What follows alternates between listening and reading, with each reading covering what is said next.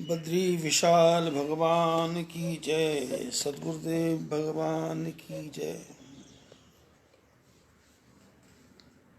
आप लोग काफ़ी समय से प्रतीक्षा कर रहे होंगे कि सत्संग शुरू क्यों नहीं हुआ। उसका एक ही कारण था कि नेटवर्क प्रॉब्लम।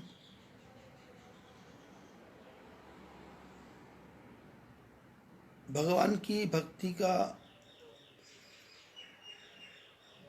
विशुद्ध समय है ये।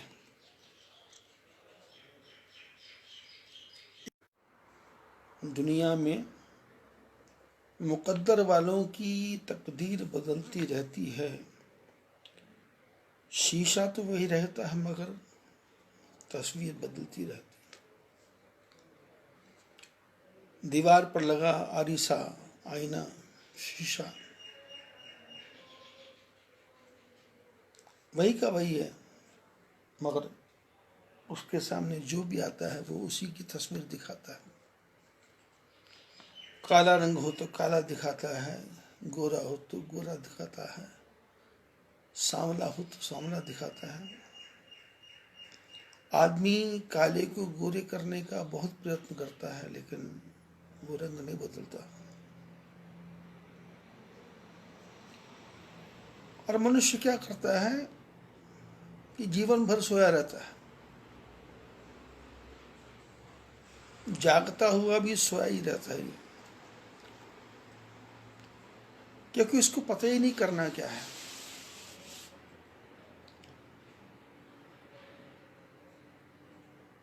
ये संतों की वाणी को सुनता नहीं, महापुरुषों की वाणी को सुनता नहीं, महापुरुषों के जीवन चरित्र को देखता नहीं, और भगवान को इस पर एक सेकंड भी भरोसा नहीं। ये स्वयं ही विचार करता है कि अब मैं ये करूंगा, ये करूंगा, ये करूंगा। और संत कहते हैं कि सोए थे खुशी के ख्वाबों में, सोए थे खुशी के ख्वाबों में। जागते हुए भी सो रहा है, और जागते जागते सोया हुआ है, खुशी के ख्वाब देख रहा है। जब आंख खुली तो कुछ ना मिला। जब रियलिटी सामने आती है तो 0 into 0 into 0 into 0 equal to 0। 2 into 2 into 2 into 0 equal to 0। 9 into 9 into 9 into 9 equal to 0। और इसकी हालत यह है कि 1 से 0 लगाता है तो 10 बन जाता है, 10 से 0 लगाता है तो 100 बन जाता है, 100 से 0 बनाते बनाते एक बार 1 से 0 लगाते लगाते लाख बन जाता है।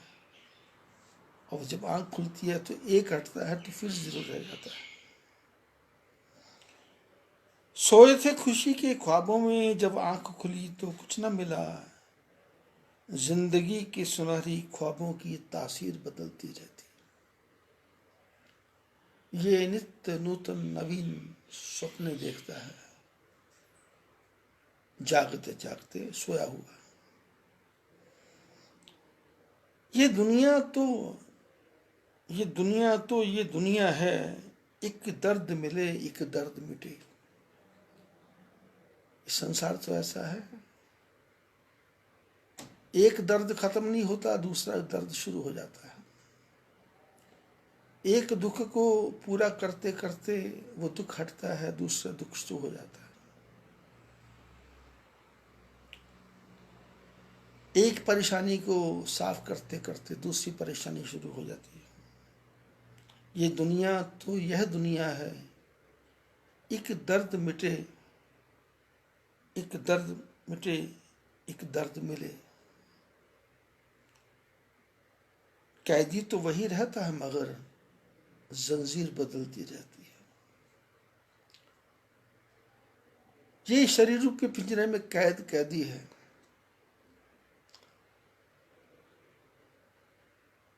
कैद वही है, लेकिन जेल बदलती है हर साथ में जंजीर, कभी लोहे की, कभी तांबे की, कभी सोने की बदलती है जंजीर। और जंजीरों को देख के ये प्रसन्न होता है, दुखी नहीं होता। लेकिन हम महात्मा क्या करते हैं? हम तो ये दुआएं करते हैं, आबाद रहे दुनिया अपनी। हम तो ये दुआएं करते हैं, आबाद रहे दुनिया अपनी।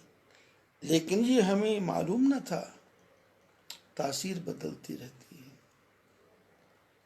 पर हमें ये मालूम ही नहीं था कि जिसको हम समझा रहे हैं वो हमारे को हमारे से भी ज़्यादा ज्ञानी समझता है। वो अपने को भगवान से भी बड़ा समझता है। और यही घटना नारद जी के साथ हो गई। कल और परसों के प्रसंगों में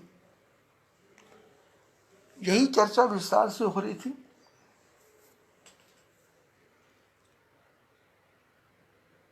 और बात यदि समझ आ जाए,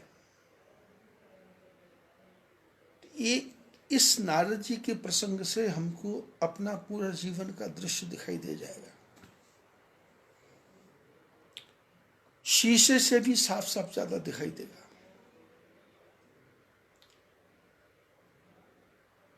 ऐसा लगेगा जैसे हमारी ही पिक्चर चल रही है, हम ही नारद हैं। और इस संसार के झंझावात में हम ऐसे उलझे हुए हैं, फंसे हुए हैं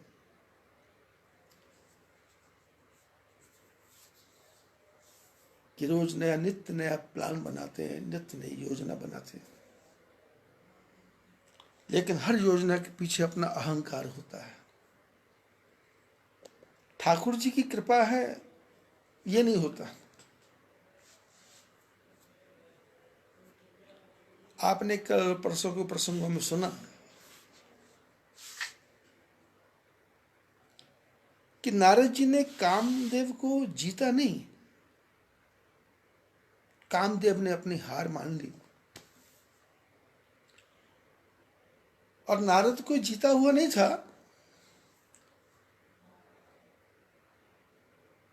ढाई घड़ी का श्राप मिला हुआ था। उस ढाई घड़ी में वो भटक रहा था, और ऐसा भटक रहा था कि उसने कहा कि शायद ये श्राप खत्म हो जाएगा। लेकिन वो ये भूल गया कि मेरे से ऊपर भी कोई है। जैसे हमने देखा होगा टीवी में या सब जो कथाकार महात्मा हैं, वो कथाकार कथा करते करते, सत्संग करते करते भगवान की कृपा से लाखों करोड़ों रुपए के मालिक बन जाते हैं। और सब कुछ होने के बाद में फिर क्या होता है? एक समय ऐसा आता है कि वो अहंकार में डूब जाते हैं।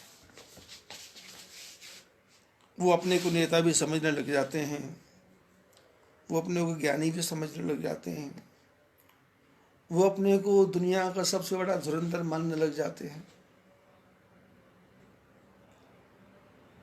उसको उनको ऊंचा उठाने के लिए, उनको उनके अंदर अहंकार भरने के लिए सबसे ज्यादा कारण श्रोताओं का है।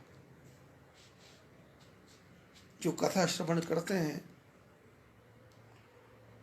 वो कथा श्रवण करते करते कथाकार के मन में ऐसी गांठ बिठा देते हैं कि उनके जैसा ज्ञानी कोई है नहीं, उनके जैसा बुद्धिमान कोई है नहीं।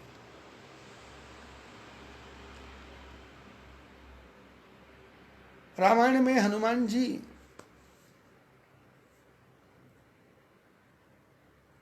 लंका में, यहां सीता बैठी थी, उस पेड़ के ऊपर जाके बैठ गए।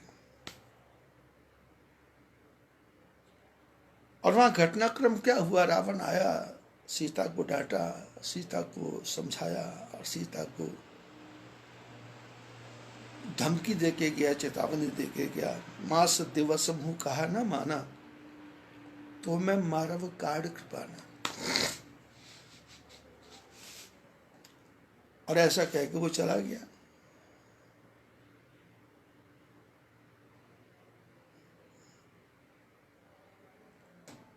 और सीता जी ये देख के कि 1 महीने में कर कहना नहीं माना तो मेरे को मार देगा। और जगत जननी जानकी जी जानती हैं कि ये मेरे को मार नहीं सकता, क्योंकि सीता जी को यदि वो मारने आता तो वो अग्नि में से प्रकट होती और रावण को भस्म कर देती।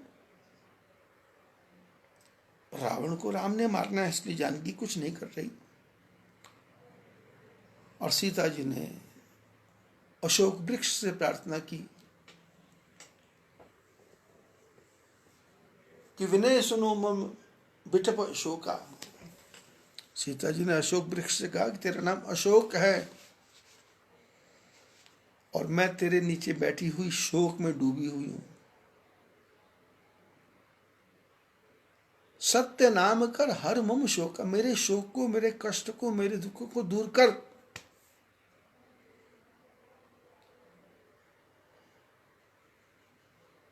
तेरे पत्ते लाल लाल है, उसमें कितनी आग है, तारे कितने अग्नि वाले हैं। देखिए तब प्रकट गगन अंगारा, अवनि न आवत एक तारा। और तब हनुमान जी ने मुद्रिका फेंकी और मुद्रिका सीता जी के सामने आके गिरी। और मुद्रिका कैसी है, सीता जी उसको देखते पहचान गई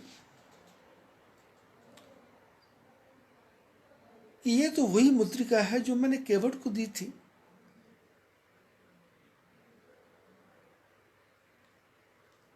राम लक्ष्मण जानकी को केवट ने पार किया।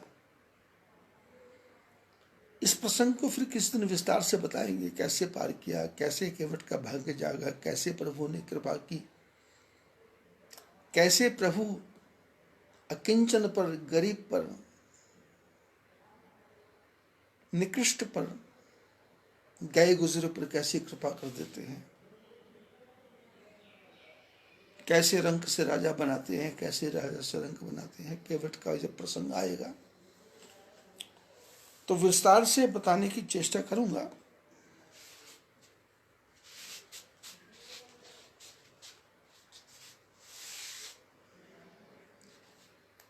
राम लक्ष्मण जानकी बार गए तो केवट ने राम लक्ष्मण जानकी को उतारा। उतार के केवट उतरी दंडवत कीना।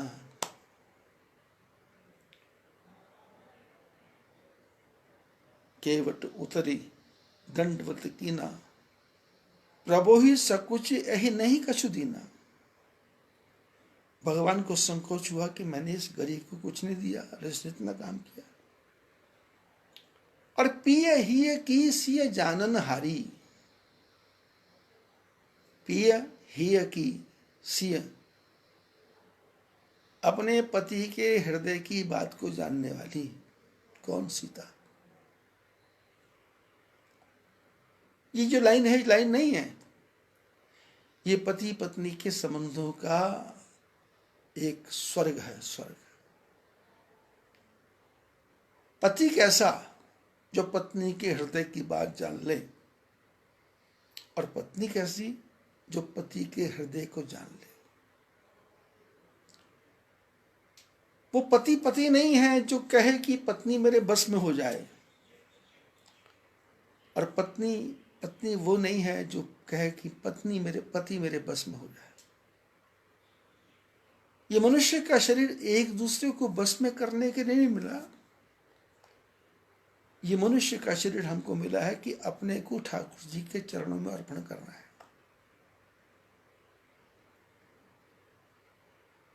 गृहस्थ जीवन का ये सबसे विचित्र सूत्र है कि पिय ही की सिय जान हारी।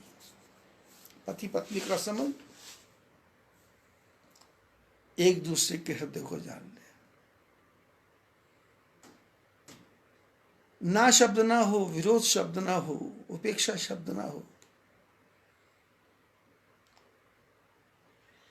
और मेरे कहने के अनुसार घर चले, ऐसा ना हो। संसार के व्यवहारिक रिश्तों को करते हुए दोनों पति पत्नी ठाकुर जी के चरणों की भक्ति करें।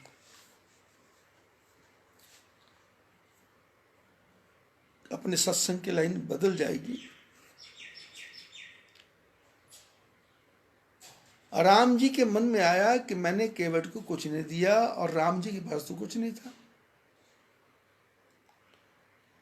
और चलते चलते सब लोगों ने अपने जो आभूषण वगैरह थे उतार दिए, पर सीता जी ने अपनी मुद्रिका नहीं उतारी। उनको विवाह के समय दी थी, और मुद्रिका कैसी थी, जैसे उसमें भगवान का नाम लिखा था, राम।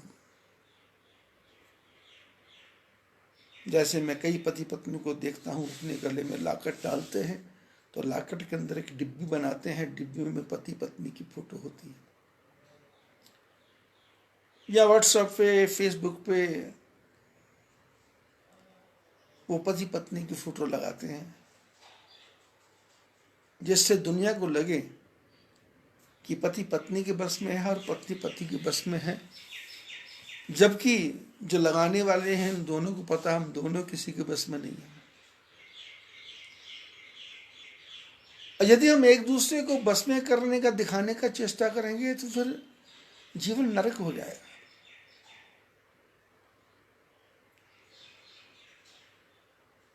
राम जी के मन में आया कि केवट को मैंने कुछ दिया नहीं, मेरे पास है नहीं, और सीता जी ने देखा राम जी के पास नहीं पर मेरे पास तो है।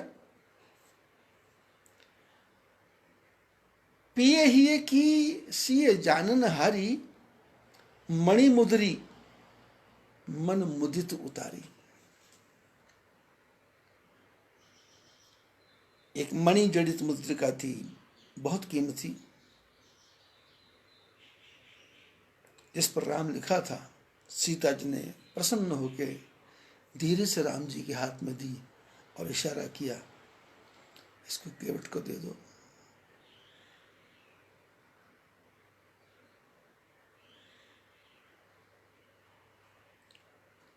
तो राम जी ने मुद्रिका लेकर के केवट को कहा, कहो कृपालु लेहु उतराई। कहो कृपालु लेहु उतराई, केवट चरण गहे अकुलाई। राम जी ने कहा केवट को कि उतराई ले लो। उतराई का सीधा साधा अर्थ हुआ कि तुमने हमको पार किया, ये उसके बदले में ये पैसा। और उतराई का एक अर्थ ये भी होता है कि जब हमारे बच्चों पे या परिवार पे संकट आता है तो हम उनके ऊपर से 150 रुपया घुमा करके किसी ब्राह्मण को, किसी अपने से गरीब को, या किसी जिसको उसकी इच्छा हो जिसको दे देते हैं, तो उसको उतराई बोलते हैं। उतराई मैंने होता है कि मेरे परिवार के सारे कष्ट उतर जाएं, उसको भी उतराई कहते हैं। लेकिन राम जी ने मुद्रिका क्यों दी? केवट ने गंगा के पार किया था। कहु कृपालु लेहु उतराई, केवट चरण गहे अकुलाई। नाथ आज मैं काह न पावा, मिटे दोष दुख दारुण दावा। बहुत काल मैं कीन मजूरी, आज दीन बीती भली बनी पूरी। अब कछु नाथ न चाहिए मोरे, दीन दयाल अनुग्रह तोरे। फिरती बार मोहि जो देवा, तो सो प्रसाद में सिर धर लेवा। राम जी ने केवट को मुद्रिका दी, केवट चरणों में गिर गया कि प्रभु ये मजदूरी मैं, ये आप ही रख लीजिए।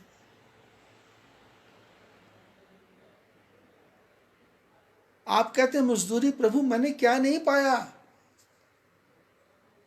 इतने मेरे समाज में से आपने मेरा चयन किया कि मैं आपको पार करूं, जबकि आप सारे संसार को भवसागर से पार करते हो। नाथ आज मैं काह न पावा, मिटे दोष दुख दारिद्र दावा। मेरे हृदय का दावा अग्नि मिट गई। कि मेरी रिस्पेक्ट नहीं है, मेरी इज्जत नहीं है, मेरा मान नहीं है, मेरी प्रतिष्ठा नहीं है, और मेरा दोष मिट गया कि मैं केवट हूं, छोटा हूं, गरीब हूं, उपेक्षित हूं।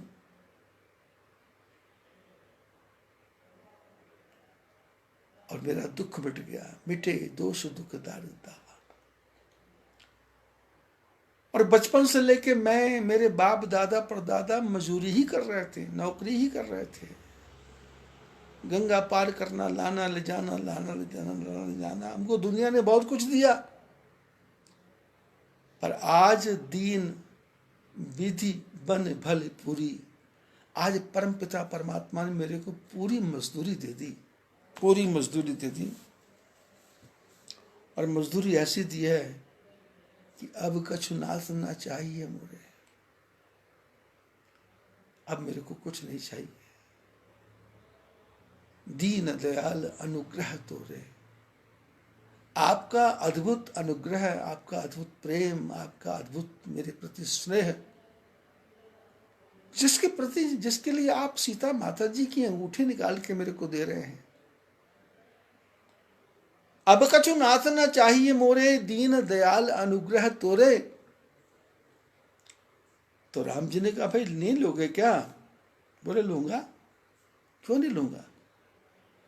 14 साल का वनवास काट के जब दोबारा अयोध्या आओगे,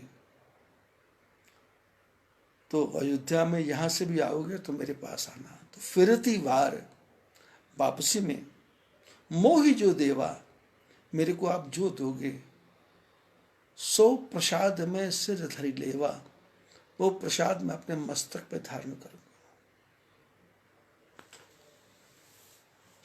रामायण की तरफ ध्यान से देखेंगे तो प्रसंग बड़ा विचित्र है।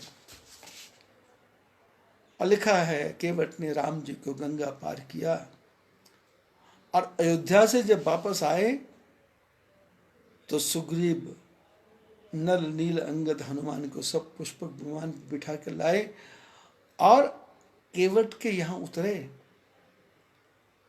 और उतर करके केवट को अपने विमान में बिठाया। केवट ने भगवान को नौका में बिठाया था, और भगवान ने केवट को अपने विमान में बिठाया, और बिठा करके अयोध्या लेके आए। केवट सपने में भी नहीं सोच सकता था कि मैं कभी अयोध्या पहुंच पाऊंगा। भगवान की कृपा। हम और आप जो हैं, हम कभी नहीं सोच सकते कि भगवान हमको कहां से कहां पहुंचा देगा। त्रिवेंद्र रावत उत्तराखंड के मुख्यमंत्री बने हैं। रमेश निशंक सेंटर में मंत्री बना है। ये पाठशालाओं में पढ़ाने वाले आचार्य लोग कभी विचार कर सकते थे कि इतनी ऊंची पदवी मिलेगी?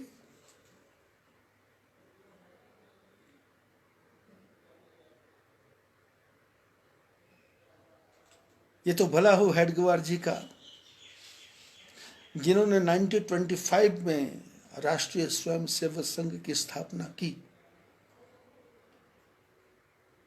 और भारत के हिंदुओं का पुनर्जागरण किया और जगाया कि स्वधर्मे निधनम श्रेयः पर धर्मो भयावह। अपने धर्म में जीना सर्वश्रेष्ठ है, पर धर्म में नहीं जाना, दूसरे की लाइन को नहीं मानना, अपने सनातन धर्म की तरफ ध्यान देना। और विश्व का बड़े से बड़ा महात्मा भी एक बात नहीं समझ पाया कि संघ ने एक ही मंत्र से पूरे भारत को एकजुट कर दिया। वो मंत्र सीधा साधा है, वो सबको याद है।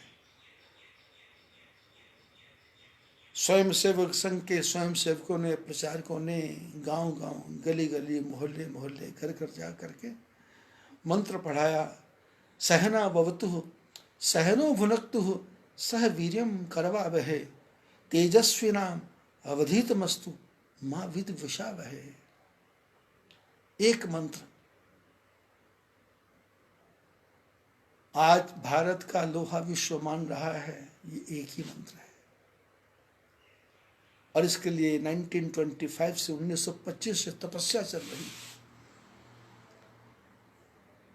वयम राष्ट्र जागृणाम पुरोहितः, हम राष्ट्र को जगाने वाले पुरोहित हैं। मनुष्य नहीं, राष्ट्र को जगाना है। आप जो सत्संग सुन रहे हैं, आपको नहीं मालूम कि भारत की आबादी 135 करोड़ से ज्यादा है और हिंदुओं की आबादी पूरे विश्व में 150 करोड़ से भी ज्यादा है। सुमात्रा, सूरीनाम, मॉरिशस, विश्व का कोई देश नहीं है यहां हिंदू सनातन धर्मी ना हो। और हमारे यहाँ तो राजस्थान के जो हमारे मारवाड़ के लोग रहने वाले हैं, और यहाँ गुजरात के रहने वाले गुजराती हैं, इनके बारे में लिखा है, यहाँ ना जाए घोड़ा गाड़ी, वहां पहुंच जाए मारवाड़ी। आप अरुणाचल में जाके देखें, नागालैंड, कोहिमा, सिक्किम में जाके देखें, राजस्थान के जो अग्रवाल हैं, माहेश्वरी हैं, उन्होंने वहां छोटी सी कोने में छोटी सी दुकान शुरू की। और यहां राजस्थान गुजरात का आदमी पहुंच गया, उसने सबसे पहले वहां तुलसी का पौधा लगाया, छोटी सी दुकान खोली, गांव में सामान बेचना शुरू किया। और यहां भी भारत का सनातन धर्म को मानने वाला गया, उसने हनुमान जी का छोटा सा मंदिर बना दिया, क्योंकि ज़्यादा नहीं बना सकता तो उसने हनुमान जी को खड़ा कर दिया। और हनुमान जी के साथ साथ हनुमान जी के हृदय में बैठे सिया राम जी को भी दिखा दिया, छोटा सा शिव मंदिर बना दिया। और धीरे धीरे करके वहां के जो लोग थे उनको धर्म के प्रति लगाया। उनके जो मन में सनातन धर्म था उसको जगाया। धर्म को समझाना नहीं पड़ता, धर्म को जगाना पड़ता है। आदमी यदि जाग गया तो फिर उसका सारा दुख भाग गया। रात को सो स्वप्न आता है तो इतना भयंकर स्वप्न आता है कि स्वयं आदमी को लगता है मेरे को काट दिया, मार दिया, खत्म कर दिया, फेंक दिया। बिस्तर पे पड़े पड़े कभी कभी इसको लगता है कि मैं 7वें आसमान में हूँ और यहाँ से गिरूंगा तो कहाँ मरूंगा जाकर के, मेरी कितनी हड्डियाँ टूटेंगी। आदमी कितना असहाय होता है।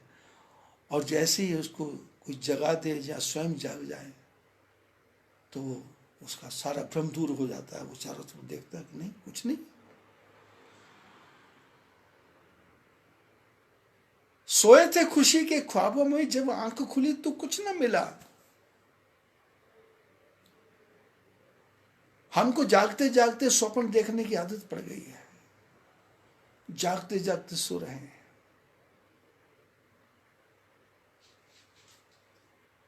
अरे खाना पीना सोना ये तो पशुओं का भी काम, बंदे में बस फर्क यही, वो जपे हरि का नाम। आप सारा दिन मेहनत करो, नींद आ जाएगी। आप सारा दिन कष्ट करो, नींद आ जाएगी। नींद न देखे टूटी खाट, भूख न देखे जूठा भात, प्रेम न देखे जात कुजात। जब प्रेम है तो सुदामा कृष्ण का प्रेम हो जाएगा, जात कुजात कुछ नहीं।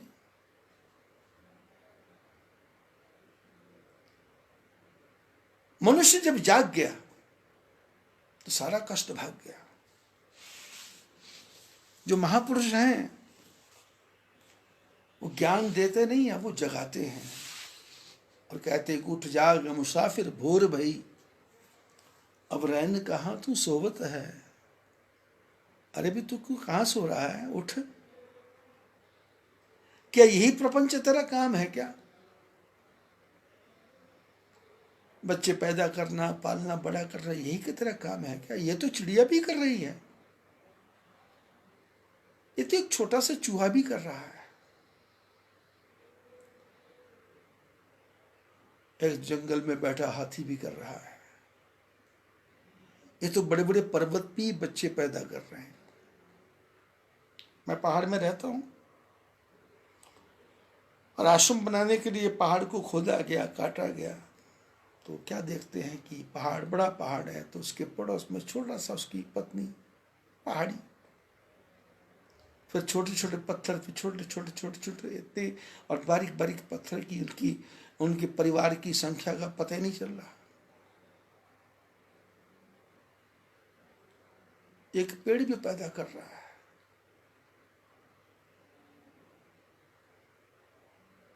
घर में तुलसी लगाई हो, समय आने पे तुलसी सूख जाती है, और उसमें लगी मंजरी जब मिट्टी में गिरती है तो दूसरा जो समय आता है, दूसरी ऋतु आती है, तो तुलसी के हजारों पौधे पैदा हो जाते हैं। खाने पीने सोने में यदि जीवन फिनिश है, तो फिर इतना सुंदर मनुष्य का जन्म लेने की आवश्यकता ही क्या थी? बंदर बन जाते हैं। एक बीएचके का फ्लैट की भी जरूरत नहीं थी, पेड़ की किसी की डाल पे बैठ जाते, पूरी रात बीत जाती, ओले पड़ते, आंधी आती, तूफान आता, बरसात आती,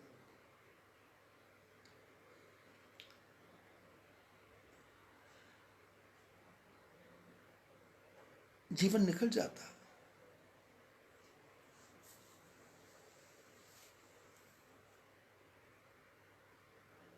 था कली के रूप में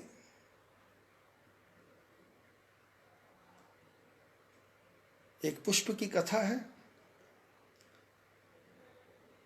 था कली के रूप में, हास्य करता था खिलाती अंक में तुझको पवन, कली से पुष्प बन गया, हास्य करता था खिलाती अंक में तुझको पवन, पूर्ण जब तू खिल गया सुंदर कोमल पुष्प बन, लुब्ध मधु के हेतु मंडराने लगे उड़ते भ्रमर,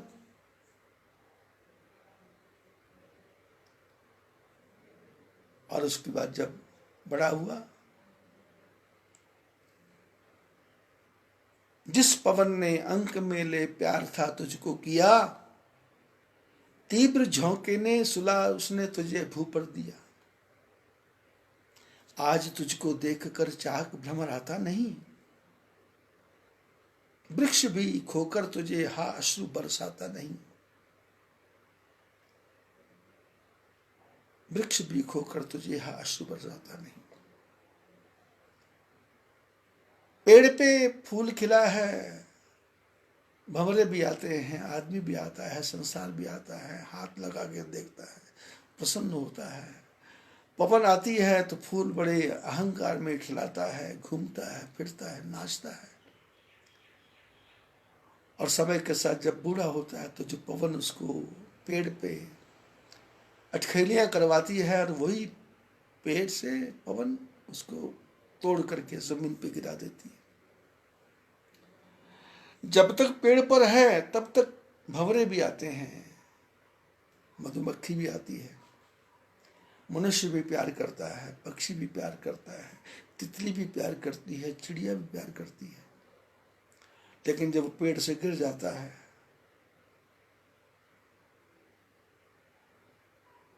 जिस पवन ने प्यार था तुझको किया, तीव्र झोंके से सुला उसने तुझे भू पर दिया, और तू जमीन पे सो गया, गिर गया, और आज तेरे पास भंवरा भी नहीं आ रहा, कोई मनुष्य भी नहीं आ रहा, और जिस पेड़ पे तो लगा था वो पेड़ भी आंसू नहीं बहा रहा। यही गति हमारी है। जब तक यौवन है, जब तक रंग रूप है, जब तक हमारे शरीर में किसी चीज की वस्तु की अच्छाई है ज्यादा, और उसके बाद कौन याद करता है? आप में से कितने लोग हैं जिनको पिता के पिता के पिता के पिता के पिता के पिता के पिता के पिता का नाम याद है, और माता की माता से आगे तो किसी को याद है ही नहीं।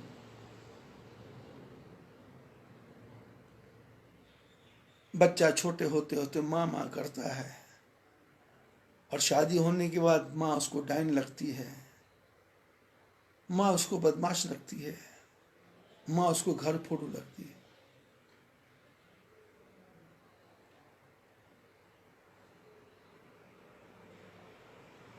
केवट ने कहा कि आज नाथ में काह न पावा, मिटे दोष दुख दारिण दारिद्र दावा, बहुत काल में कीन मजूरी, आज दीन विधि बलि भरी पूरी, अब कछु नाथ न चाहिए, दीन दयाल अनुग्रह तोरे। और भगवान ने कृपा क्या की, पुष्पक विमान पे बिठा करके अयोध्या लेके आए। और आपने रामायण यदि ध्यान से पढ़ी हो तो जब अयोध्या का राज मिल गया तो भगवान राम सबको भेजते हैं, अंगद को, सुग्रीव को, विभीषण को। और उस समय हनुमान जी चालाकी करते हैं कि जो जाता है उसका सामान छोड़ने के लिए जाते हैं,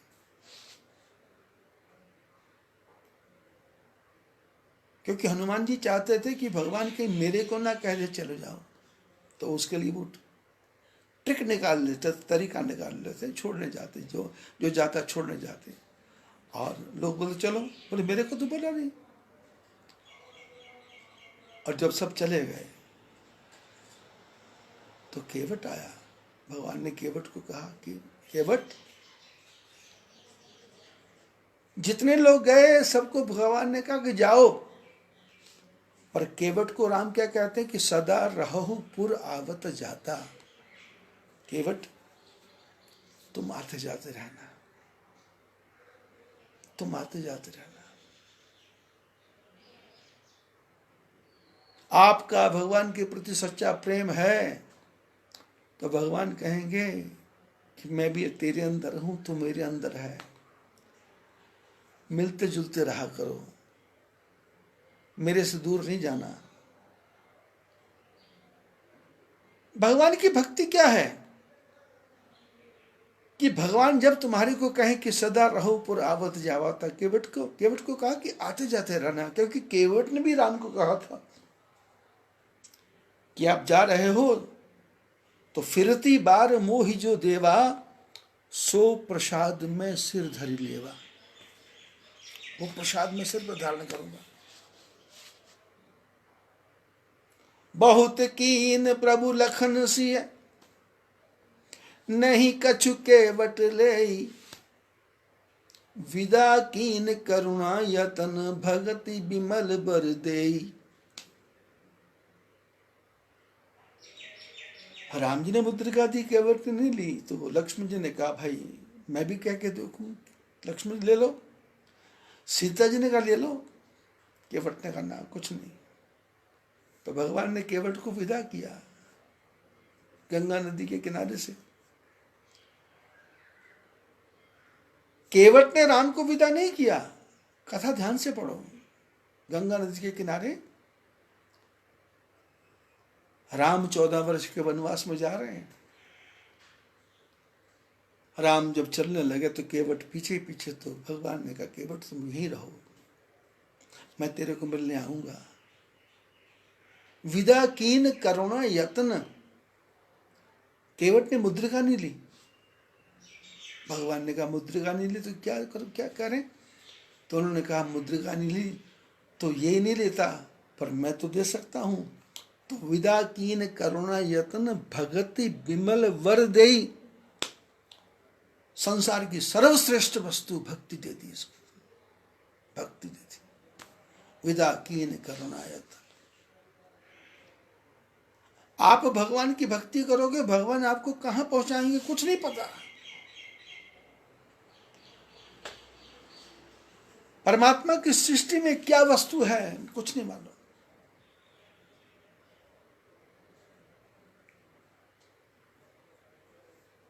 भगवान आपको कितनी ऊंची पदवी पर बिठाना चाहता है नहीं मालूम।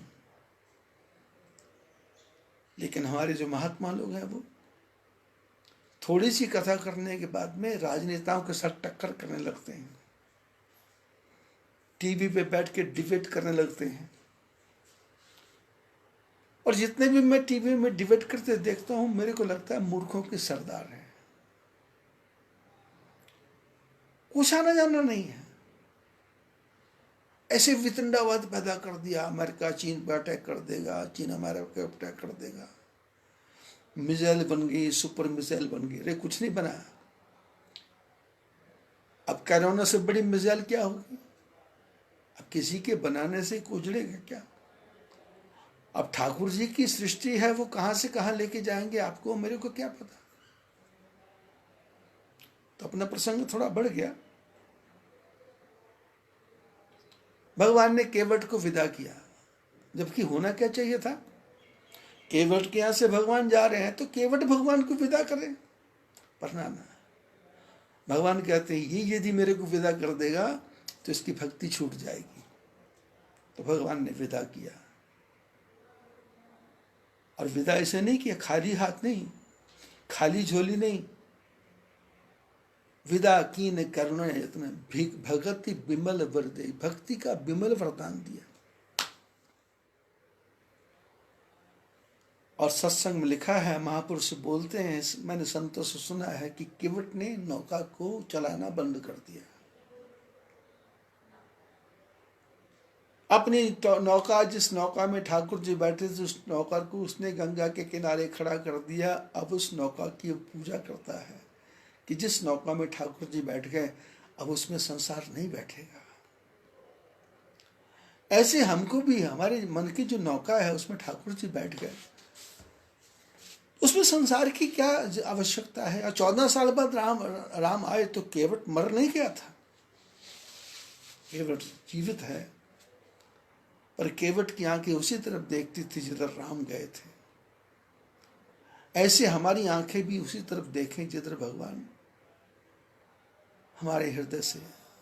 सूरदास ने कहा ना, बाह छुड़ाए जात हो निबल जान के मोहे, हृदय से जब जाओगे तब जानूंगो तो है। भगवान कृष्ण एक बार सूरदास जी की बाह पकड़ के रास्ता दिखा रहे थे तो सूरदास समझ गया ठाकुर जी हैं। और भगवान ने जब हाथ छुड़ाई तो सूरदास ने कहा, मैं अंधा हूं पर मैं सब जानता हूं आप ठाकुर हैं।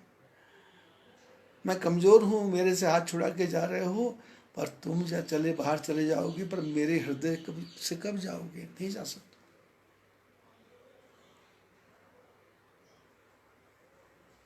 हनुमान जी क्या करते हैं? मैं जो बात समझाने की चेष्टा कर रहा हूं, यदि आप लोगों का ध्यान उस पॉइंट पे अटका हुआ हो, मैं दिखाने की चेष्टा कर रहा हूं कि कथाकार बड़ा नहीं होता, भगवान का नाम बड़ा होता है। कथाकार तो एक मनुष्य है, प्राणी है, वो ठाकुर जी की लीला का वर्णन कर रहा है। और यदि कथा करते करते वो स्वयं को ही भगवान मानने लग जाए, स्वयं को ही परमात्मा मानने लग जाए, तो फिर वो कथाकार गिर जाएगा, पतित हो जाएगा। आसाराम बापू जी ने क्या गलतियां की?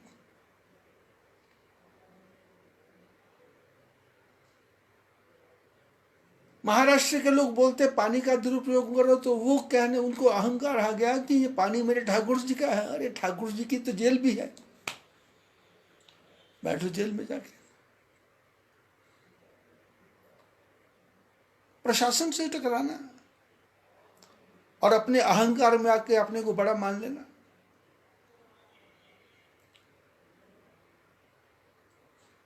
मैं तो भारत के संतों से प्रार्थना करता हूं कि आपके कितने बड़े बड़े आश्रम हैं, हरिद्वार में, ऋषिकेश में, वृंदावन में, पूरे उत्तराखंड में आपके कितने बड़े आश्रम है, सारे आश्रम खोल दो।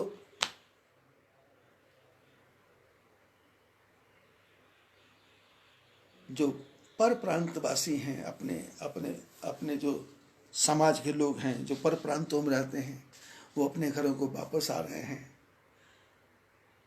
और बीमारी ऐसी है कि इसमें 21 दिन तक घर से बाहर रहना पड़ता है, थोड़ा सा अपने को शुद्ध करने के लिए, पवित्र करने के लिए साधना तपस्या करनी पड़ती है।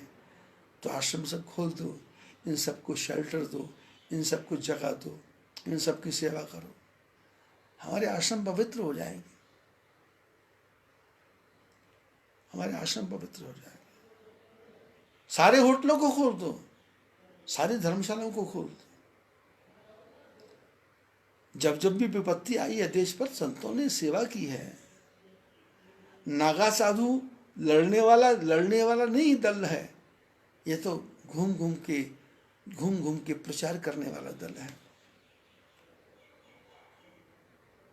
हमारे पास जो संपत्ति है आश्रम में, ये तो समाज की है। हम इसके चौकीदार हैं, हम इसके पहरेदार हैं। ये संपत्ति समाज के काम आनी चाहिए।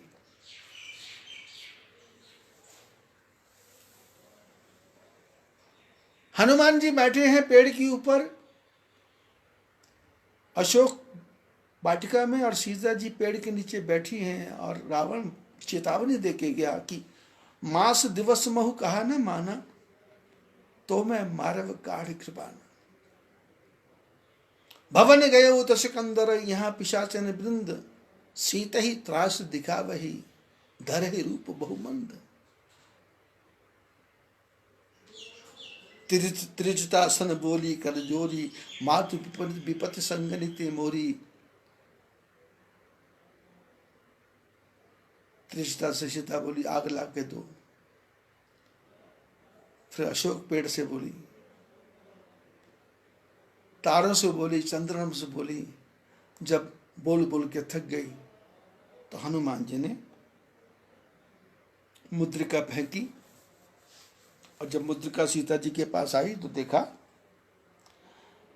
तब देखी मुद्रिका मनोहर, राम नाम अंकित अति सुंदर। चकित चितव मुद्री पहचानी। चकित हो गई, हैरान हो गई, अरे ये तो मुद्रिका वही है जो मैंने केवट को दी थी। चकित चितव मुद्री पहचानी, हर्ष विषाद हृदय अकुलानी। मुद्रिका को देखा तो खुश हो गई, और दूसरे मिनट विषाद हो गया, दुख हो गया, और हृदय घबरा गया। तब देखी मुद्रिका मनोहर, राम नाम अंकित अति सुंदर। चकित चितव मुद्री पहचानी, हर्ष विषाद हृदय अकुलानी। घबरा गई, क्यों? राम जी के हाथ में मुद्रिका थी, क्या राम जी को किसी ने मार दिया क्या? और सीता जी समझती है तो नकली सीता। जीती को सकई अजय रघुराई, और माया ते अस रच नहीं जाई। सीता मन विचार कर नाना, तो मधुर वचन बोले हनुमाना। प्रसंग की तरफ ध्यान दें। सीता जी ने कहा कि राम जी को किसी ने जीत लिया है क्या? पर राम जी को तो कोई जीत सकता ही नहीं, क्योंकि मैं नकली सीता, मेरे को आज तक नहीं जीत सका, तो राम जी को कौन जीता? और ऐसी मुद्रिका छल कपट से नहीं बन सकती। रावण छल कपट से साधु बन सकता है, मैं सीता नकली बन सकती हूं। मारीच सोने का मृग नकली बन सकता है, पर भगवान राम की जो मुद्रिका है वो नकली नहीं बन सकती। जीती को सके अजय रघुराई, और माया ते अस रच नहीं जाई। माया से ऐसी मुद्रिका बन ही नहीं सकती। तो सीता मन विचार करना, सीता मन में अनेकों प्रकार के विचार कर रही हैं। और जब सीता जी विचार कर रही थी तो मधुर वचन बोले हनुमान। हनुमान जी पेड़ के ऊपर बैठे मीठे मीठे वचन बोलने लगे। मीठे वचन क्या है कि पकौड़े कैसे बने, भजिया बन कैसे बनी, गुलाब जामुन, चमचम, रसमलाई, संदेश, ये बात है नहीं। मधुर वचन क्या, रामचंद्र गुण वर्णे लागा, रामचंद्र गुण वर्णे लागा, सुनत ही सीता कर।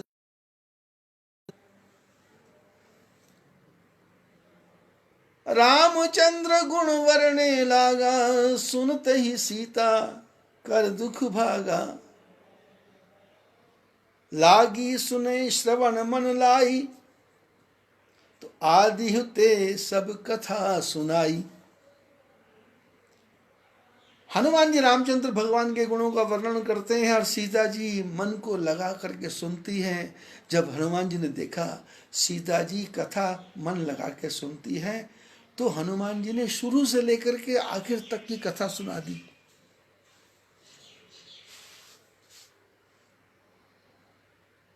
हनुमान जी ने पेड़ पे बैठे बैठे प्रारंभ से लेकर के जंगल के वृत्तांत से लेकर के जो कुछ राम से सुना था वो सारी कथा सुनाई। तो सीता जी ने कहा, भैया जिसने ये सुंदर कथा सुनाई है तो कहीं सो प्रकट हो तो किन भाई, वो सामने क्यों नहीं आ रहा। तो माता सीता क्या हुई, हनुमान जी सामने गए और जब सामने गए तो सीता जी ने देखा कि बंदर। अब बंदर को देख करके सीता जी घबरा गई, क्योंकि सीता जी का स्वभाव था, रामायण में लिखा है, बचपन में चित्र लिखत कभी देखत डराई। दीवार पे बंदर की फोटो लगी हो तो उसको खुद को देख के भी सीता जी डर जाती थी। साक्षात बंदर को तो देखना जरूरी, डरता है आदमी। जब बंदर देखा तो सीता जी ने कहा, ये क्या है। तो एक बार अयोध्या में बैठे बैठे पुरानी बातें याद कर रहे थे, तो सीता जी ने कहा, हनुमान तुम आए थे और इतनी सुंदर कथा सुनाई थी, और जब तुम मेरे सामने मेरे कहने से प्रकट हुए तो मैं मुंह घुमा के बैठ गई, तुम्हारा स्वागत नहीं किया, तुमको तो बहुत बुरा लगा होगा। हनुमान जी ने कहा, माता जी आपने मेरा स्वागत से अपमान नहीं किया, आपको मेरे प्रति प्रेम इसलिए हुआ कि कथा सुंदर थी, कथा सुंदर थी। लेकिन जब आपने देखा कथा सुंदर है पर कथा करने वाला तो बंदर है, तो आप मुंह घुमा के बैठ गए। कथा करने वाले को अपने को सुंदर नहीं समझना है,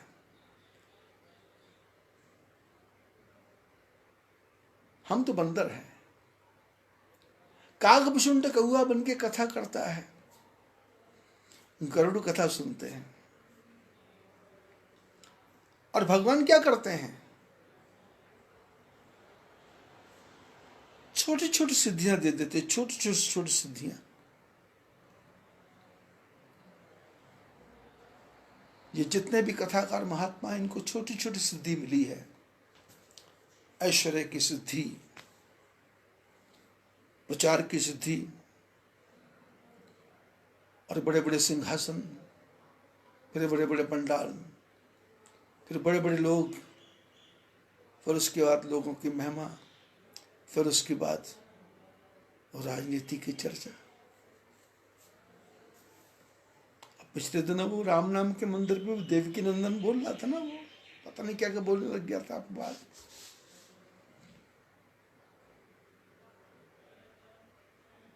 और कृष्णम, और वो हिंदू मुसलमानों के ऊपर डिबेट होती है तो पता नहीं क्या क्या बकवास करते हैं। भाई तुमको मुसलमान के धर्म से क्या विरोध है। हमारे समाज में भी आदिवासी हैं, वो पूजा पाठ करते हैं, उल्टा पुल्टा काम करते हैं। सनातन धर्म में तो उनका विरोध नहीं किया गया। हाँ, उनको समझाओ कि ये मजहब के नाम पे मारकाट ठीक नहीं है। आप भी कमाओ, हम भी कमाएं। विरोध किससे करना है? भगवान की कथा उत्तम है, भगवान की कथा करने वाला उत्तम नहीं है। भगवान ने तो हमको माध्यम बनाया, हमको परमात्मा का करोड़ों बार धन्यवाद करना चाहिए। ये भगवान ने हमको वाणी दी और भगवान ने हमको बोलने का तरीका बता दिया। अपने गुरु महाराज का धन्यवाद करना चाहिए, जिन्होंने स्टेज पे बैठना सिखाया, बोलना सिखाया, भजन गाना सिखाया। तो क्या आता था? क्या आता था? कुछ भी तो नहीं पता था। मैंने अपने जीवन में ऐसे ऐसे महात्मा देखे हैं। जब मैं बचपन में पढ़ता था संस्कृत बनारस में, तो ऐसे ऐसे महात्मा थे जो 10-10 विषय के आचार्य थे, 10-10 विषय के आचार्य। लेकिन यदि इनको बोलो कि स्टेज पे बैठ करके बोलो, तो उनके हाथ पैर कांपने लग जाते थे।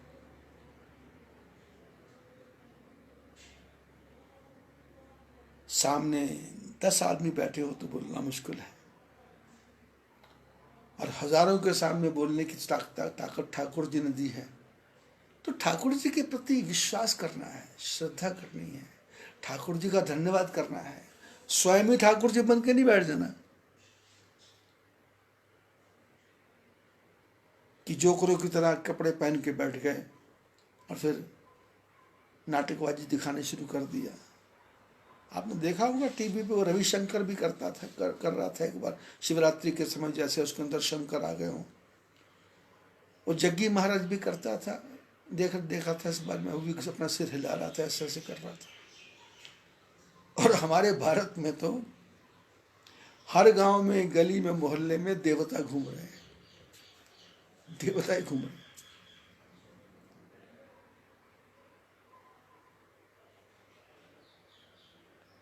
जितना सनातन धर्म को नुकसान ऐसे पाखंडियों ने किया है, इतना नुकसान कोई नहीं कर सकता। कोई सालासर के नाम पे पागल बना रहा लोगों को, कोई गणेश जी के नाम पे पागल बना रहा है, किसी के अंदर दुर्गा जी आ रही है, कोई देवा जी बना हुआ है। हमारे एक मित्र हैं, उनके परिवार में जितने भी लोग हैं, सबके अंदर कोई ना कोई देवी देवता है। किसी के अंदर दुर्गा माता आती है, किसी में वैष्णो देवी आती है, किसी में वो बड़भाग सिंह आते हैं,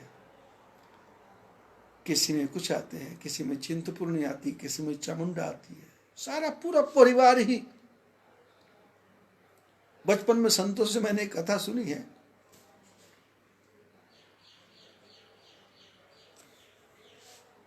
एक कोई मुसलमान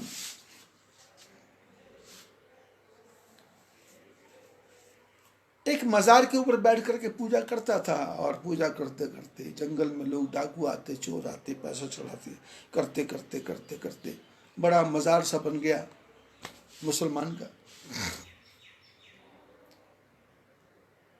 वैसे मुसलमान धर्म में मजारों की कोई कीमत नहीं है। मुसलमान जो जो जो धर्म है, जो मजहब है, मुसलमान धर्म, मुसलमान मजहब, वो मजारों को नहीं मानता, वो इसके विरोध में है। पर लोगों ने देखा कि हिंदू जो है ये इसके चक्कर में आएंगे, तो इसको डाइवर्ट करने के लिए मजारे बना दो। अब वो जो था, वो मजार का मालिक गांव का कोई आदमी आया तो उसका शिष्य बन गया। अब शिष्य बन गया, पूजा करते करते, सेवा करते करते एक दिन उसने कहा, गुरु जी मैं जा रहा हूं, मेरे को कोई आशीर्वाद दो। तो गुरु जी के पास में गधी का बच्चा था, छोटा सा। बोले इसको ले जाओ। उसको ले गया। अब गांव में गया, 2-4 साल रहा, गधी का बच्चा बड़ा हुआ। बड़ा होने के बाद में उसकी मृत्यु हो गई। तो उसने सोचा गुरुजी की निशानी थी, क्या करूं। तो उसने गांव के बाहर खड्डा खोदा और उसमें गधी का बच्चे को दबा दिया, ऊपर से मिट्टी डाल दी और मिट्टी डाल करके वहीं बैठ गया। ये विचार करके कि मेरे गुरुजी ने एक वस्तु दी थी, वो भी मेरे से भगवान ने छीन ली। और उस रात वहां से चोरों की एक मंडली गई थी और वो बैठा हुआ अपनी मस्ती में रो रहा था या क्या कर रहा था। तो लोगों ने देखा ये अच्छा शायद ये कोई भगवान की चीज है ऊंचे सी। तो चोरों ने वहाँ उस जगह पे आके गधी का बच्चा जहाँ दबा था वहाँ प्रार्थना की कि यदि हमको अच्छा माल मिलेगा तो हम आधा हिस्सा यहाँ देते। वो गए, जाके वापस आए और आकर के वहाँ उस दिन उनको अच्छा माल मिला तो आधा सोना चांदी जो था वहाँ दे दिया। करते करते करते वहां भी एक और नया खड़ा हो गया। एक दिन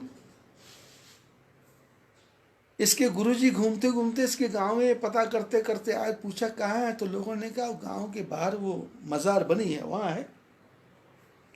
तो गुरुजी ने आके देखा ये क्या है।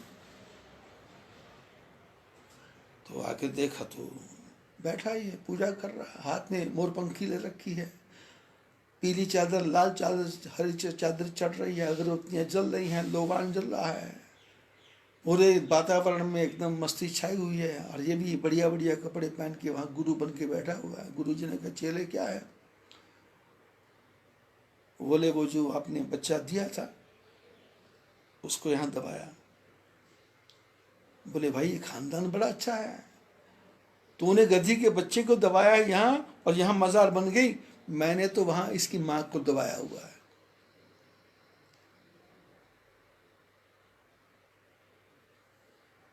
अब परमात्मा ने कहां से देना। ये मजार के चक्कर में वो गधी के ऊपर ही लोग पैसा चढ़ा रहे हैं। मैं नाहन जाता हूं, वहां लखदातार पीर है। नाहन के जो हिंदू वहां जाकर के नाचते गाते।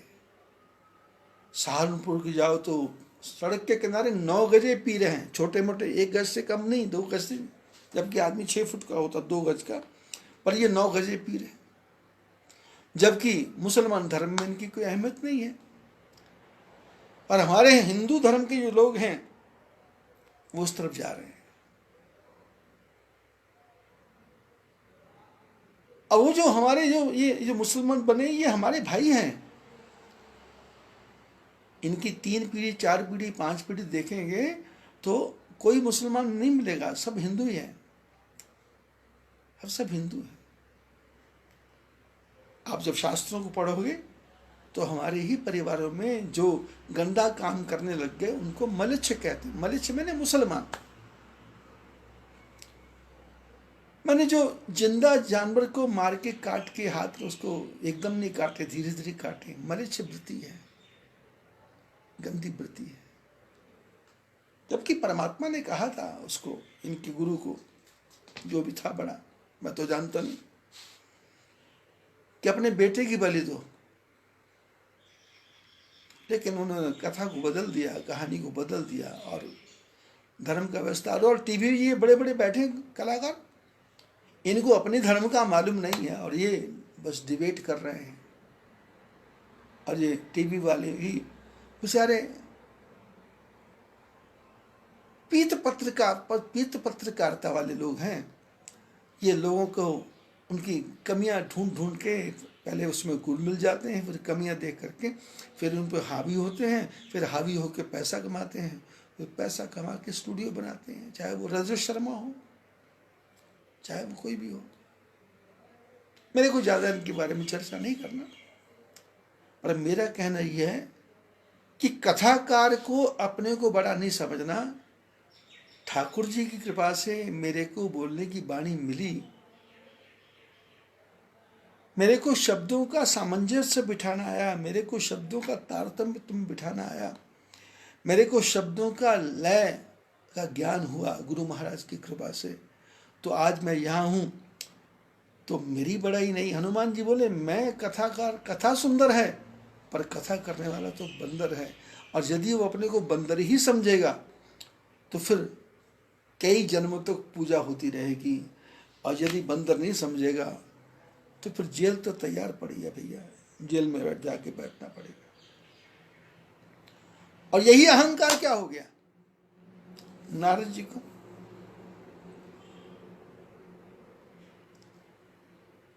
भगवान नारायण बोले कि नारद जी,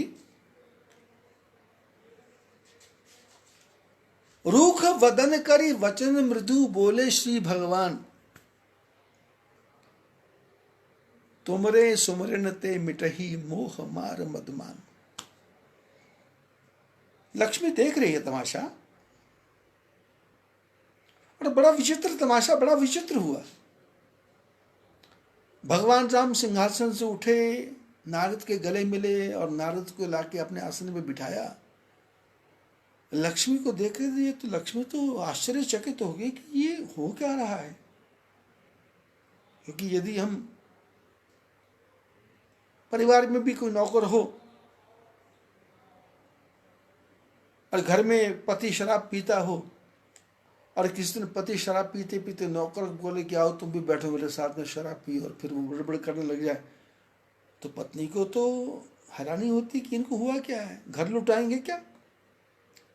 आज लक्ष्मी ने वही देखा कि नारद को गले से भी लगाया, और आज तक का कोई नियम नहीं है कि भगवान नारायण उठे और किसी को गले से लगाएं। सनक सनंदन सनातन संत को मनाते हैं, ब्रह्मा जी आते हैं, शंकर जी आते हैं और आगे नॉर्मल बात करते हैं, पर यह तो विचित्र है।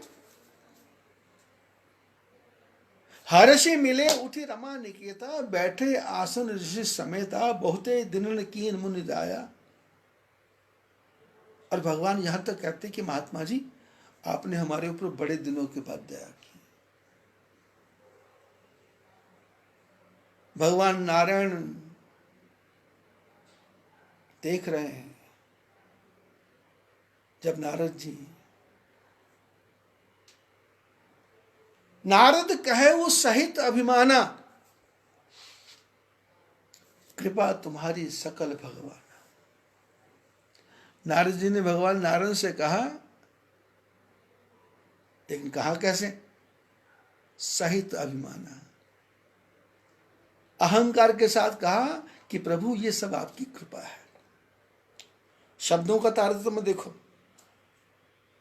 नारद कहे सहित अभिमाना, कृपा तुम्हारी सकल भगवान, आपकी बड़ी कृपा है। और ऐसा कह के नारद जी जाने लगे तो करुणा निधि मन दीख विचारी, उर अंकुर गर्भ तरु भारी।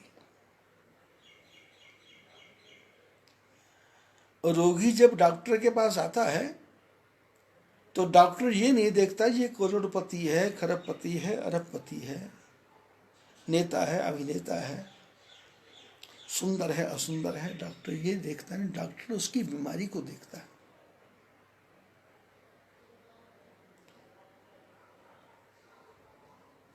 वो देखता है इसको थायराइड है, इसको डिप्थीरिया है, इसको टाइफाइड है, इसको मलेरिया है, इसको डेंगू है, इसको चिकनगुनिया है, या इसको कोरोना वायरस है, क्या है, कौन सा रोग है, इसको इबोला है। रोग तो अरबों खरबों रोग है, ये संसारी रोग है, ये संसार भवसागर है, और भवसागर में क्या क्या कचरा है कुछ पता ही नहीं है। कल मैं महाभारत पढ़ रहा था तो समुद्र मंथन हो रहा था, तो सबसे पहले विष निकला तो राक्षस राक्षस राक्षस देवताओं ने कहा कि भाई ये क्या है, तो बोले समुद्र से पूछो। समुद्र ने कहा कि संसार के लोग अपना सारा कचरा उठा के मेरे अंदर डाल देते हैं, मैं तो निर्मल था, और ये सारा विष ये मनुष्य का पैदा किया हुआ है। वैद्य के पास में मनुष्य जाएगा तो डॉक्टर मनुष्य की सुंदरता देखता नहीं, बीमारी को देखता है। तो भगवान ने देखा ये नारद ओवर एक्टिंग कर रहा है, ओवर रिएक्ट कर रहा है। इसके बोलने का तरीका अलग हो गया, इसके देखने का तरीका अलग हो गया।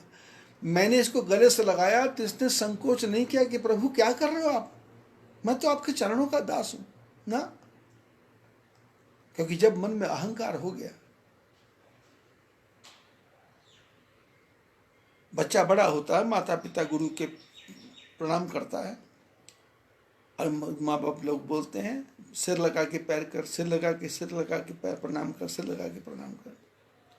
और वही बच्चा जब 20-25 साल का हो जाता है तो आधा भी नहीं झुकता, दूर से हाथ ऐसा करके। और हम लोग जो बड़े बूढ़े हैं पहले ही बोलते थे अरे नहीं नहीं नहीं, अरे नहीं नहीं, अरे क्यों नहीं नहीं भाई, इसको झुकने दो। पर हम देख लेते इसके पास कार है, मोटरसाइकिल है, मकान है, दुकान है, बढ़िया है, पैसे वाला। अरे कोई पैसे वाला नहीं, अपना जो धर्म है उसको करना है और हमको उसको करने देना है। नारायण भगवान देख रहे हैं, लक्ष्मी भी देख रही है। तो करुणा निधि मन दीख विचारी, भगवान राम जी ने, नारायण भगवान ने मन में विचार करके देखा कि बीमारी क्या है। तो भगवान ने देखा बीमारी तो अहंकार है। उर अंकुरियो गर्भ तरु भारी, अहंकार का पेड़ इसके मन में पैदा हो गया। तो डॉक्टर साहब ने कहा इलाज कैसे करना है। तो बोले बेगी सुमे डारी हो उखारी, इसको तो जल्दी से उखाड़ना पड़ेगा। जैसे डॉक्टर के पास जाते ना हम लोग, तो डॉक्टर बोलता भाई आज ही भर्ती हो जाओ। तो अच्छा डॉक्टर बोलता आज ही भर्ती हो जाओ और ये टेस्ट करवा लो। और जो समझदार आदमी है वो तैयार होके जाता कि भाई 1 2 3 करवाना है।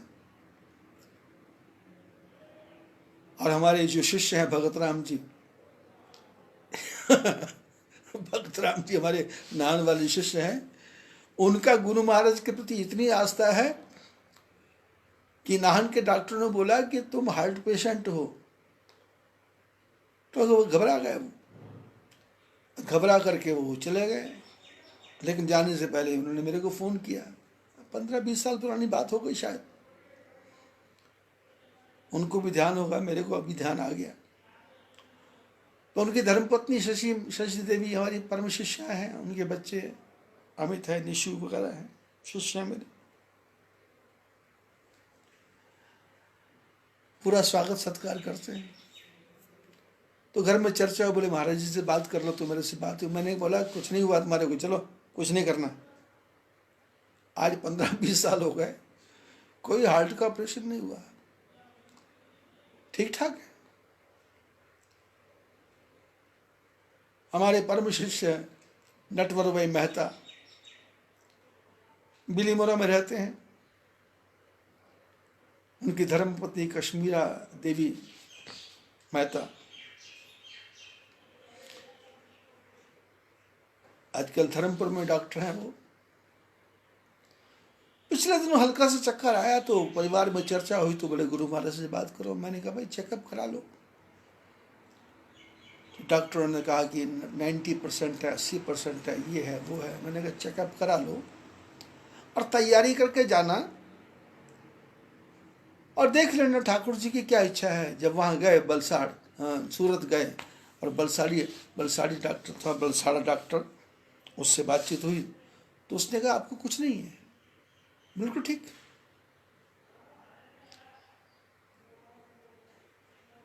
गुरु महाराज क्या करेंगे? गुरु महाराज ठाकुर जी के चरणों में प्रार्थना करेंगे कि मेरे बच्चे को ठीक कर दो, बस। जिसका मेरे प्रति विश्वास है, मेरा आपके प्रति विश्वास है, उसका मेरे प्रति विश्वास है। आप मेरी तरफ देखो, मैं उसकी तरफ देखूं। ये ठाकुर जी से लिंक है, ये ठाकुर जी से जोड़ है।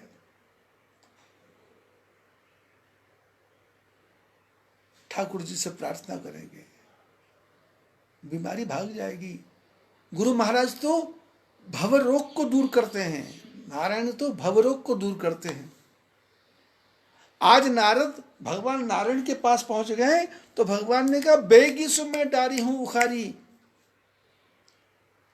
इसकी इस रोग को तो जल्दी उखाड़ना पड़ेगा, क्योंकि प्रण हमार सेवक हितकारी। भगवान बोले मेरा तो प्रण है, मैं अपने बच्चों की रक्षा करता हूं, उनका हित करता हूं। प्रण हमार सेवक हितकारी।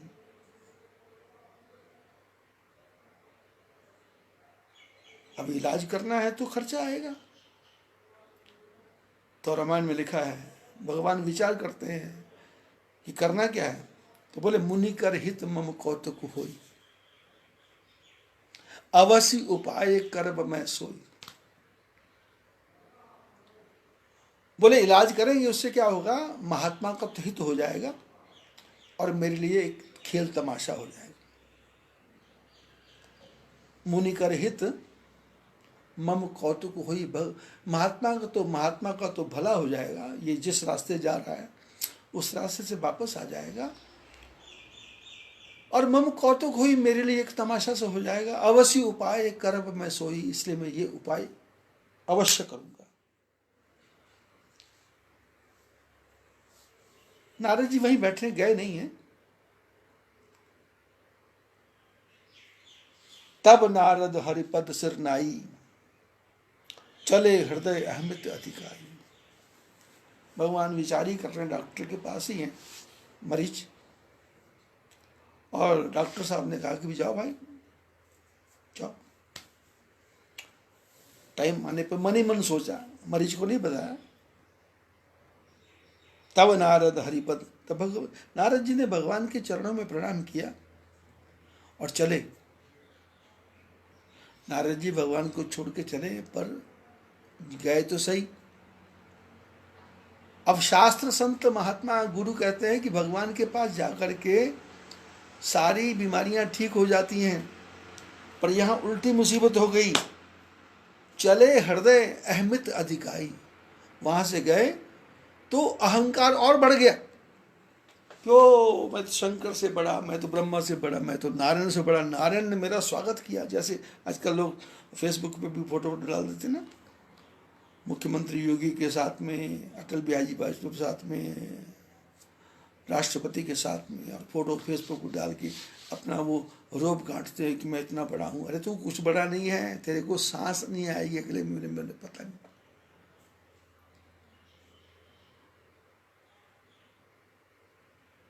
क्या भरोसा है इस जिंदगी का, साथ देती नहीं ये किसी का। क्या भरोसा है इस जिंदगी का, शम्मा बुझ जाएगी जलते जलते। एक सेकंड का भरोसा नहीं है। राष्ट्रपति के साथ फोटो खींच के फायदा, नरेंद्र मोदी के साथ फोटो खींच के फायदा।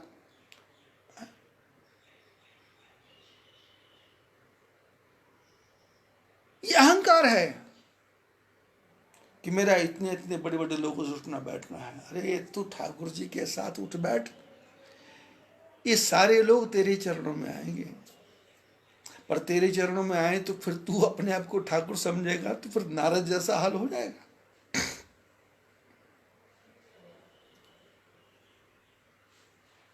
अब जैसे नारद जी गए, भगवान ने ऑपरेशन शुरू कर दिया। ऑपरेशन चालू, किसका? नारद जी का। वो नारद जो ये विचार करते थे कि मैंने कामदेव को जीत लिया है। देखो, जीवन में एक ही बीमारी भी आ जाएगी तो हमारा पूरा जीवन बर्बाद हो जाएगा। संभलने में आदमी को पूरी जिंदगी लगती है, गिरने के लिए एक इशारा ही काफी है। करोड़ों फूल भी कम हैं गला अपना सजाने को, करोड़ों फूल भी कम हैं गला अपना सजाने को। एक ही भूल काफी है जिंदगी भर रुलाने को। एक ही भूल काफी है जिंदगी भर रुलाने को। पूरा जीवन संवारते संवारते संभलते संभलते गया, और यदि गिरता है तो सामने छोटे से ठोकर से आदमी गिर जाता है। इसलिए प्रधानमंत्री मेरे को, मैं उनके साथ अरे तू बैठा भाई, उन्होंने, उनकी कृपा है तेरे को फोटो खींचने दी,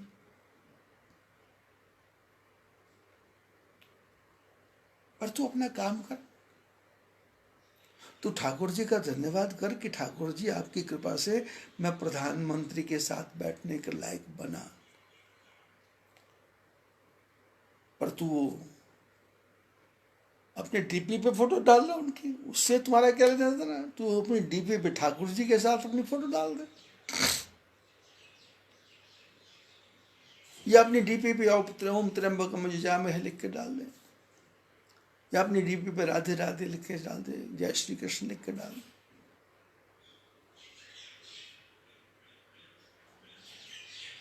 भगवान ने तेरा परिचय संसार से करवाना होगा तो भगवान के पास में 1,00,000 तरीके हैं तेरे को आसमान की ऊंचाइयों पे पहुंचा देंगे, पर तू श्रद्धा तो कर। और जैसे ही नारद जी गए, भगवान ने अपनी माया को बुलाया, लक्ष्मी को। शंकर भगवान कहते पार्वती मैंने समझाया बहुत, पर नारद का तो दिमाग खराब था। श्रीपति निज माया तब प्रेरी, सुनहु कठिन करनी तही केरी। भगवान ने, शंकर भगवान बोले पार्वती, भगवान ने उस समय अपनी माया को बुलाया। बोले पार्वती उस माया ने कितना कठिन ऑपरेशन किया, कितना कठिन ऑपरेशन किया, उसको ध्यान से सुनो, कितना कठिन ऑपरेशन किया। ऐसा ऑपरेशन संसार में किसी का नहीं है जितना कठिन ऑपरेशन ठाकुर जी ने नारद का किया, और उसके लिए बहुत बड़ा ऑपरेशन थिएटर बनाया। जैसे वुहान में, वो क्या वुहान क्या नाम है, चाइना में, उन्होंने पूरे स्टेडियम को ऑपरेशन थिएटर बना दिया, जैसे भारत में योगी जी कर रहे हैं।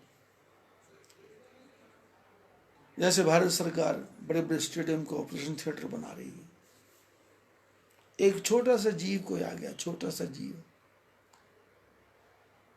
ये कहता, आदमी कहता मैं चंद्रमा पे पहुंच गया, मंगल पे पहुंच गया, आकाश पे पहुंच गया, सूर्य पे पहुंच गया।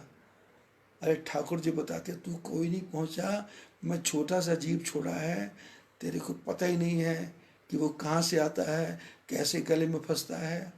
हाथ मिलाओ तो मरे, गले मिले तो मरे, डंडे को पकड़ लिया तो मरे, किसी ने छींक दिया तो मरे, किसी ने देख लिया तो मरे,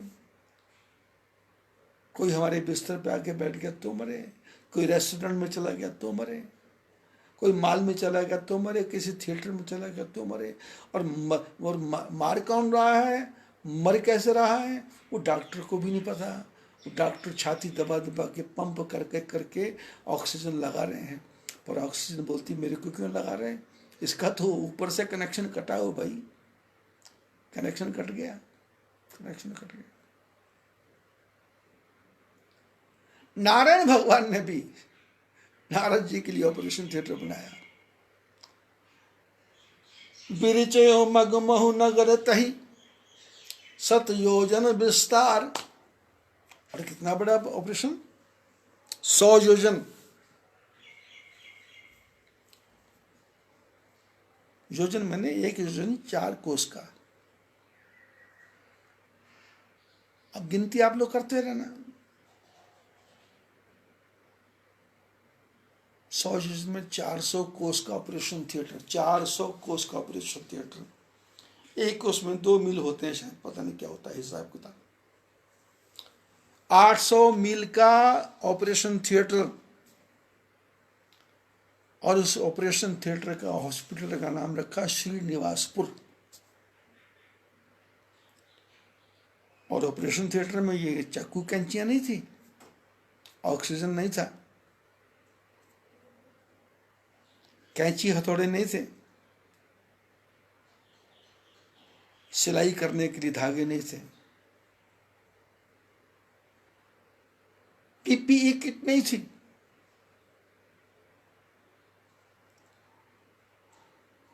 नारायण भगवान ने नारद जी का ऑपरेशन करने के लिए 400 योजन का ऑपरेशन थिएटर बनाया,